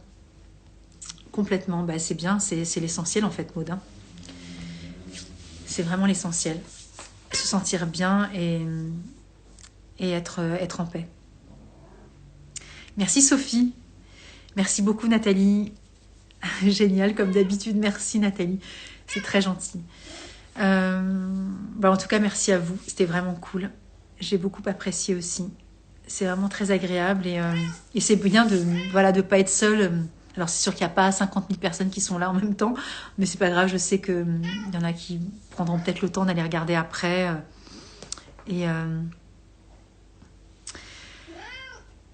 Ouais, bien sûr, d'avoir fait le mieux, bien sûr, Maud. De toute façon, ce qui est fait et ce qui est, c'est OK. Et puis, dans un rendez-vous, dans un entretien, dans cet espace-temps, on n'est pas tout seul. Il y a l'autre aussi qui amène sa part. Et donc, c'est quelque chose qui se joue à deux, évidemment. Donc, il y a la partie que nous percevons, qui est des fois complètement déformée par rapport à la réalité. Parce que l'autre a sa perception aussi. Et des fois, on mésestime ou on méconnaît terriblement ce que l'autre va engrammer, se nourrir de cet espace qui lui a été dédié. Et oui, exactement, Caroline, exactement. Au mieux, ça fonctionne. Et dans ce fonctionnement-là, il se passe des choses de toute façon bien au-delà des mots. C'est ce que je disais dans mon post que j'ai épinglé. Moi, il y a des choses que je sais bien au-delà des mots qui sont prononcés. Et ce ressenti aussi, ces émotions qui peuvent être dans des silences, qui sont... Attention, ne me fais pas de trou dans mon vêtement. Ouais, merci Maud. Maud qui dit merci pour ta formation, puisqu'elle a été formée à mes côtés en visio, en cours à distance. Et ouais, ce fonctionnement-là, cette plénitude-là, ces choses incroyables, ouais, et inattendues, Caroline, mais complètement, c'est tellement magique, c'est un truc de fou, quoi. La magie, exactement, de consultation, c'est un truc de fou, quoi. Et là, j'ai fait ces vidéos là sur YouTube que j'ai mis sur ces derniers entretiens. Mais c'est tellement dingue ce qui se passe, j'ai pas les mots. Bah après, je peux pas tout dévoiler. Après, je dis beaucoup de choses dans la vidéo et évidemment, je ne cite ni les prénoms, ni les vrais cas, etc. Mais je dis des choses parce que je le dis pas par impudeur ou par non-respect des gens qui viennent me consulter, mais c'est vraiment pour témoigner de cet espace qui nous échappe complètement et dans lequel il y a une vraie connaissance en fait. Hein. Oui, moi aussi, j'ai hâte de faire le live avec toi. Tu peux même pas savoir comment. C'est un truc de fou. Et je me dis, mais on est tellement connectés les uns aux autres. C'est un truc de dingue, vraiment. Et là, il se passe quelque chose qui est de l'ordre de au-delà de... C'est ce que je disais, c'est au-delà des fleurs de bac et de la sophroanalyse ou de ceci ou de cela. Vous voyez, c'est quelque chose qui est une espèce d'interconnexion qui est intersidérale. Voilà, on est vraiment dans un autre espace-temps. Et c'est vraiment magique, parce que quand on est vraiment à l'écoute de ça, et quand je dis on, je disais que j'aimais pas le on, mais la posture que j'ai maintenant de cette accompagnante, qui n'a rien à voir avec cette femme dont je parlais tout à l'heure il y a 20 ans, quand je démarrais, eh bien, j'ai acquis une telle forme de... Je sais pas si c'est... J'arrive même pas à le nommer, parce que ça voudrait me mettre dans des cases et franchement ça m'agace, j'ai horreur de ça, mais ce mot lâcher prise, etc. C'est pas de cet ordre-là. C'est une forme vraiment de connaissance entière de qui je suis. Alors vous allez me dire, ok, elle parle d'elle, rien à foutre des autres, mais non, c'est parce que je sais qui je suis que je suis complètement en connexion avec l'autre en fait. Et je dis pas qu'avant je me méconnaissais, je me connaissais très bien, mais je me méconnaissais dans mes capacités à accompagner l'autre. C'est plutôt dans cet esprit-là, vous voyez. Caroline, t'es hyper loquace. Et ça, c'est grandiose, en fait. Qu'est-ce que tu dis ? Tu aimes ton travail et ça se voit dans tes yeux. Mais oui, j'adore, moi aussi, j'adore. Ouais, expérience, savoir-faire, tout simplement. Je sais même plus si c'est du savoir-faire, tu vois. Je me demande si c'est même pas du savoir-être par moment. Tu mets en chair... Qu'est-ce que tu mets ? Parce que moi, avec les yeux, ça va pas du tout. Tu mets en chair quoi ? La théorie que tu as appris. C'est même pas, je sais même pas si c'est ça. Tu vois, tu dis savoir-faire, mais je crois que c'est ça que je suis en train de prendre conscience. Tu vois, c'est un savoir-être aussi. Parce que le faire, je suis même plus dans le faire en fait. Quand je suis dans cette posture-là, dans cet instant qui est dédié à l'autre, et que l'autre se fond dans cette confiance aussi de ce moment-là, qui est cet espace qu'il s'octroie, qu'il se donne et qu'il s'autorise. Il y a un truc qui est au-delà du faire, parce que j'ai pas l'impression de faire grand-chose en fait. Je ne suis que dans l'être, et c'est dans cet être-là que j'ai l'assentiment, c'est me dire elle est complètement folle, je m'en fous. J'ai l'impression que c'est vraiment cellulaire, vous voyez, que c'est un truc qui résonne de la cellule à l'ADN en fait. Il y a quelque chose qui est de l'ordre, quand je parle de magie, c'est quelque chose qui dépasse complètement l'entendement en fait. C'est pas du tout cérébral et pourtant j'ai complètement conscience de ce que je dis, ce que je fais et des mots que je prononce. Mais il y a des moments où j'ai le sentiment que c'est même pas moi qui parle finalement parce que ça va toucher tellement l'autre à cet instant-là que j'en suis des fois moi-même pas sous le coup de la sidération parce que je suis pas sidérée, mais je suis bluffée vraiment. C'est quelque chose qui dépasse complètement l'intellect en fait. D'accord avec vous, Terre et Psy, Nathalie, vit sa passion, c'est au plus profond. De quoi? D'elle? Oui, c'est ça. Non, mais Caroline, elle est pareille, hein, donc je la vois, c'est exactement. J'ai pas fait de consultation avec toi, mais c'est exactement pareil. On est de la même famille. C'est les trois savoirs réunis. Savoir, savoir-faire et savoir-être, mais complètement. Le bonheur ne vaut que s'il est partagé. Oui, c'est clair, Maud. Je comprends totalement tes explications, comme si tu étais connecté à une force qui te guide dans tes mots, mais complètement, c'est into the wild, mais complètement, ah oui, mais complètement into the wild. Ah oui, là, c'est vraiment un freedom, hein, je suis en roue libre, mais total, quoi. Oui, je suis d'accord avec la famille passionnée, ouais, complètement. Ouais, bah merci pour tous ces mots, ça me touche vachement parce que voilà, c'est ce fameux parler vrai dont j'avais envie de témoigner et puis qui a peut-être aussi été interprété avec mes derniers posts comme si c'était la révolution, mais c'est la révolution pour moi. En fait, la révolution, c'est de se dire que je suis dans, comme dit très justement Caroline, dans ce savoir-être, savoir et savoir-faire, et dans cet être qui englobe tout ça. Et encore une fois, je remets beaucoup d'humilité parce que ne pensez pas que ça y est, je me la pète à mort et que je suis devenue cette espèce de gourou insupportable qui se met dans cette posture du... non, c'est pas ça. Mon mari rentre de réunion. Alors des gros bisous et belle soirée, à bientôt à tous. Merci Caroline, bonne soirée à toi. Et merci d'être venue pour déposer ces mots sublimes. Voilà. Bon, eh ben c'est vraiment chouette. Je suis vraiment contente. Non, je change rien, au contraire. Merci beaucoup, Caroline. Voilà. Bon, écoutez, je pense que maintenant vous savez un peu ce que je fais, ce que je suis. Après, il n'y a plus qu'à se rencontrer, évidemment, d'une façon ou d'une autre, pour mettre en émotion nos âmes et danser ensemble, parce que ça se passe, vous voyez, à un niveau qui est bien au-delà de tout ce qui est de l'acte posé de la connaissance. Parce qu'évidemment, si vous passez par là et vous voyez marqué 25 ans, vous dites, bon, bah, elle assure. Oui, bien sûr, ça peut être assuré. Et c'est pas, entre guillemets, gage de qualité. C'est tout un ensemble de paramètres, finalement. Hein, on est d'accord. Il y a des personnes, évidemment, qui auront, comment dire, un timing d'expérience peut-être beaucoup plus compressé et qui auront peut-être une évolution personnelle qui leur permettra une infinie ouverture sur plein de choses. Voilà, c'est...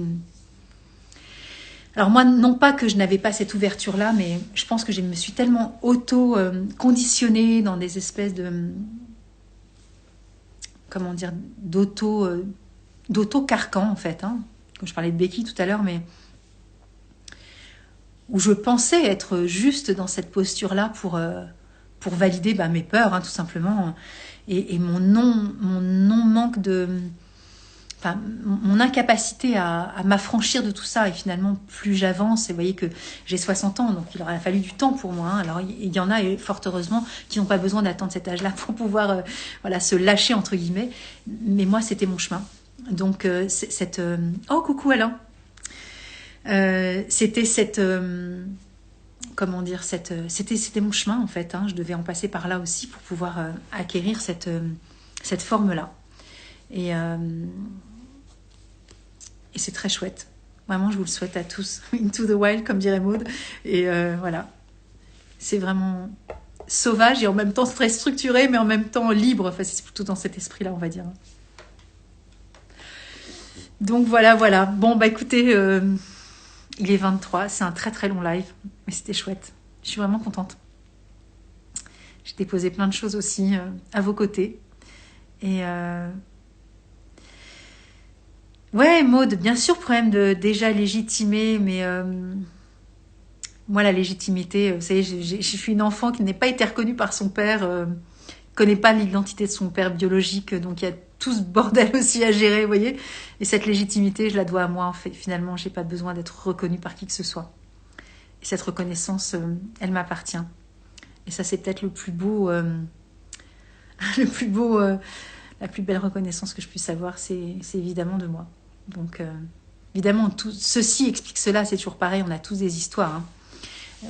La vie n'est pas faite... je veux dire, on tombe pas... vous voyez, c'est d'une logique implacable. Et en même temps, c'est magnifique. Il faut aussi, des fois, accepter avec beaucoup d'humilité que le chemin passe par là. C'est comme ça, c'est OK. Et ça fait sens. Donc, ce sens-là, chacun il va y trouver son histoire. Ouais, certainement, bien sûr que je suis légitime. Mais tout le monde le dit. Tu sais, tout le monde qui m'a reconnue, Maud, bien avant moi-même, en fait. Tout le monde me disait, c'est génial, Patin Couffin et tout. J'ai dit, ouais, c'est ça, d'accord. On fait trop, c'est bon. Non, c'est pas génial du tout. J'y croyais pas. Donc, vous voyez, cette posture-là, elle vient pas des autres. Et j'ai pas besoin du regard des autres, finalement. Vous voyez, c'est le regard de moi-même dont j'avais besoin. J'avais besoin moi-même de me valider. J'ai pas besoin qu'on me dise t'es quelqu'un de merveilleux. Alors bien ça valorise bien sûr l'ego, mais vous savez bien que j'ai pas besoin de ça d'une certaine façon. Et si je cherche que ça, c'est vraiment un petit château de cartes parce que ça va pas tenir longtemps. Parce que si j'attends simplement que tout le monde me dise que je sois géniale, est-ce que vous croyez vraiment que je vais faire du bon boulot? Je suis pas certaine. C'est pas ça que j'attends de moi en fait. C'est pas d'être gratifié, congratulé. Maintenant, si je le suis en sincérité et qu'évidemment il y a cette forme d'élévation de l'âme de chacun à mes côtés, parce que voilà, il y a un cheminement qui s'est fait et que nous grandissons les uns les autres, c'est magnifique. Mais je veux dire, si ma posture c'est d'attendre d'être validée à l'extérieur pour pouvoir bosser, mais je me tire une balle dans la tête et c'est ce que j'ai fait pendant des années finalement. Parce que quelque part, j'attendais aussi à travers mes actions que l'extérieur me valide, mais ça ne sert à rien, c'est caduque en fait. Vous voyez que la validité, elle ne vient que de soi. Tous les diplômes de la Terre ne feront jamais qui je suis finalement. Et c'est pas le baccalauréat, ni ceci, ni cela, ni machin. Vous voyez ce que je veux dire? C'est de s'affranchir de tout ça aussi. C'est ça qui était mon chemin et mon parcours. C'est que je suis bien plus que tout ça. Je suis bien plus immense que tout ça. Et c'est pas de l'ego. Vous voyez? C'est une différence entre se la péter et se la raconter avec une réalité potentielle, concrète du chemin parcouru et de cette connaissance et de cette sagesse-là qui est incarnée en fait, qui n'est plus une recherche de validité de l'extérieur, quelque chose qui est acté et qui est OK. Pour moi, c'est toute la différence. Parce qu'avant, j'avais besoin de plaire. Et bien sûr, Maud, ça me fait plaisir de te lire me parler de moi comme ça. Bien sûr que c'est... Mais est-ce qu'on peut se nourrir que de ça, franchement? Ça tiendrait pas la route. Et j'ai peut-être, 20, 30 ans à vivre, là. Vous voyez, j'ai 60, bon, allez, 90. Moi, je me suis toujours donné 110. Donc, vous voyez, bon, bref. Je vais pas attendre toute ma vie comme ça. Ça n'a aucun sens. C'est pas ça le juste et le vrai. Le vrai, il vient d'ailleurs. Bah ouais, non. Donc, voilà. Donc, ça, c'est OK. Et c'est ça qui est le plus important. C'est d'avoir cette assise-là. Parce que quand les autres sont plus là pour vous regarder, vous mettre dans la lumière, on fait quoi? On s'éteint?